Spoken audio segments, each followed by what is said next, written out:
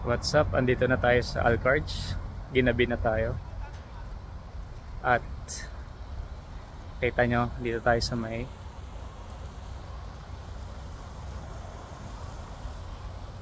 Alcarge Tower.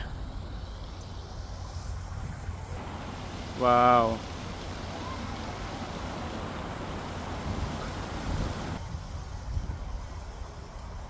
Pwede kayong pumasok dito. Hindi namin alam. We'll see.